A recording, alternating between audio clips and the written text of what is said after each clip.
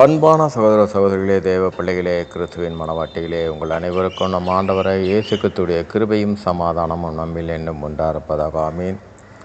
இந்த நாளிலும் பரிசுத்த ஆவியின் வெளிப்படுத்துகிற சத்தியத்திற்காக நன்றி செலுத்துவோம். இந்த நாளில் ஜீவ அப்பம் நானே, இந்த வார்த்தையை குறித்து யோவான் 6ஆம் அதிகாரம் 48ஆம் வசனத்தில் ஆண்டவராய் இயேசு குறித்து தன்னை குறித்து ஜீவ அப்பம் நானே என்கிறார். இந்த காரியத்தில் மார்க்கில் பார்த்தீங்கன்னா 5 அப்பமும் 2 மீனும் 5000 பேர் புசித்தார்கள். மீதியானது 12 கூடைகளில் எடுத்தார்கள். அதே 7 அப்பம் சிறு மீன்கள், இதை 4000 பேருக்கு பங்கிட்டு கொடுத்தார் ஆண்டவர்.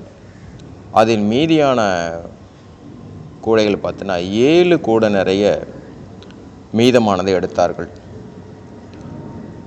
ஆனால் மீதமானதை எடுத்தார்கள் 7 கூடைகள் நிறையாக. பின்பு அவ்விடத்தை விட்டு அவர்கள் போகும்போது தான் எடுத்த அந்த 7 கூடை நிறைய எடுத்ததை அதை மறந்து வச்சுட்டு போயிட்டாங்க.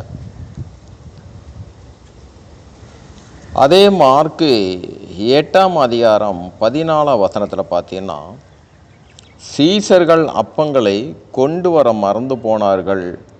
படவிலே அவர்களிடத்தில் ஒரு அப்பம் மாத்திரம் இருந்தது. இங்கே சொல்லப்படுற காரியம், அவர்கள் கண்டால் மாத்திரம்தான் விசுவாசிப்பார்கள் இஸ்ரவேல் ஜனங்கள். அங்கு அவர்களுக்கு முன்பாக இருந்தது ஒரு அப்பம். ஆனால் ஆவிக்குண்டான வார்த்தையில் பார்த்தீங்கன்னா, ஜீவ அப்பம் நானே என்ற ஆண்டா இயேசு கிறிஸ்து சொல்கிறார். அங்கு ஒரே அப்பம் மாத்திரம் இருந்தது என்பது ஆவிக்குரியதில் அந்த இயேசு கிறிஸ்து மாத்திரம்.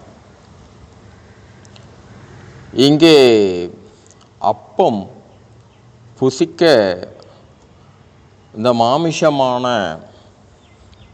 உடம்புக்கு, இந்த பூமிக்குரிய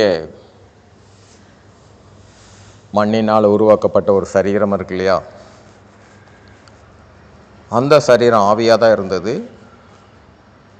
பின்பு உலகத்துக்குரிய காரியத்தில் விழுந்தனால உலகத்துக்குரிய உடம்பாக மாறிச்சு. அந்த உடம்புக்கு பார்த்தீங்கன்னா அப்பம் ஆகாரமாக இருக்குது. ஆனால் ஆவிக்குரிய நமக்கு எப்படி இருக்குன்னு பார்த்தீங்கன்னா, அப்பம் வார்த்தையாக இருக்குது. அந்த வார்த்தை தான் என்ன இருக்குன்னு பார்த்தீங்கன்னா ஜீவனாக இருக்குது. நம்முடைய ஜீவனுக்கு அந்த அப்பம் இங்கே வார்த்தை என்கிற இயேசு கிறிஸ்துவாக இருக்குது. அந்த அப்பத்தை புசிக்கிறவங்களுக்கு, அதாவது மாமிசமான அப்பம், அதை புசிக்கிறவங்களுக்கு கடைசியில் மரணம் உண்டு. ஆனால் இங்கே சொல்லுகிற இயேசு கிறிஸ்து ஜீவன் உள்ள அப்பம் ஆகிய கிறிஸ்து அவர் தான். அதுதான் என் வார்த்தையை விசுவாசிக்கிறவனுக்கு. வார்த்தை என்ற அந்த இயேசு கிறிஸ்துடைய காரியத்தை நாம் அதன்படி, இந்த வசனத்தின்படி நடக்கும் பொழுது தான் நமக்கு நித்திய ஜீவன் உண்டு. அதனால தான் யோவான் 6ஆம் அதிகாரத்தில் 49ஆம் வசனத்தில் சொல்கிறார், உங்கள் பிதாக்கள் வனாந்தரத்திலே மன்னாவை புசித்திருந்தும் மரித்தார்கள். அதாவது 50ஆம் வசனம், இதிலே புசிக்கிறவன் மறியாமல் இருக்கும்படி வானத்திலிருந்து இறங்கின அப்பம் இதுவே. அது தன்னை இயேசு கிறிஸ்து வார்த்தை என்ற வசனத்தை சொல்கிறாரு. இந்த வசனத்தின்படி நாம் நடக்கும்போது ஒரு காலமும் நமக்கு மரணம் இல்லை, அது நித்திய ஜீவன்தான். இங்கே இயேசு கிறிஸ்து சொல்கிறது ஜீவ அப்பம் நானே என்றார். வார்த்தையாக இயேசு கிறிஸ்துவை விசுவாசிக்கிறோம். ஒரு நாளும் வெட்கப்பட்டு போது மாத்திரமல்ல, அந்த ஜீவன் உள்ள அப்பமான அந்த வசனத்தை அதை நாம் புசிக்கிறதுனால தான் காணாத அந்த கிறிஸ்துவை அவர் வருகையின் போது நானும் அவரோடு போவேன்னு சொல்கிறோமே, அதை தான்.